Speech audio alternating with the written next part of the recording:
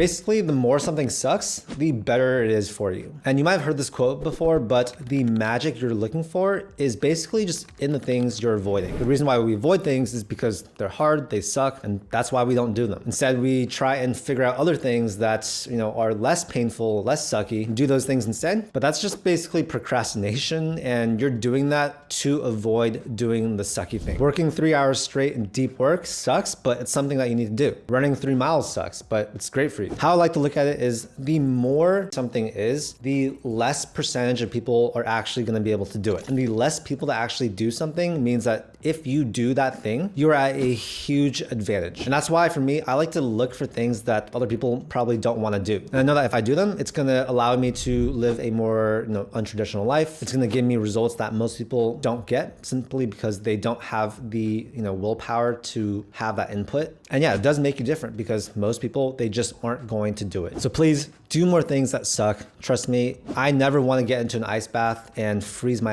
off for 3 minutes, but I know it's good for me both physically and mentally, and that's why I do it. So please do more things that suck. Next, this took a lot of time for me to realize, but you need to write down. If you don't write something down, you are going to forget. I learned this the hard way because I used to read a ton of books. I would never take notes, and I'd find that yes, it still does influence your mindset, which is good, but it's very, very difficult to actively recall the facts and things that you learn. And so now every time I learn something that I think is important, I take out my phone, I have the notes app, and I literally write it down. Once I do that, every week or so, I'm gonna go through those notes, reread those things. And that's basically how I take information from the back of my brain, really important things that I've learned, and put them at the front. When they're at the front, that's when you can actually act on them. That's when you can actually recall them. And that's when you can actually turn them into real action. Especially with the amount of information these days, you're going to learn a lot of things every single day. Not everything you need to write down because I don't think everything is that important, but there are going to be things that really stick out that can actually have an impact on your life. And that's when I recommend writing those things down. A lot of people will say that it's a waste of time to do this and that you don't actually need to do it to remember things, but no, I think they're completely wrong. You need to write things down. The next piece of advice I have for you is to stop chasing money and rather you should chase skills. When you're in your 20s, chasing money means you have the wrong motive for getting rich. It's more of like a short-term thing, and yes, you can do things that can make you some money, but usually those things are not very long-lived. They're selfish. They don't really add too much value to the world, and yeah, they're just not sustainable. So I think everyone should put great emphasis on chasing skills while they're young instead of just chasing the money. What I've learned is that if you chase skills and build up a lot of great high-value skills, your potential for making money is just going to go through the roof. You don't need to be a millionaire at the age of 23, 24, whatever. And I think that the people that get extremely wealthy or live really interesting lives, they spend their 20s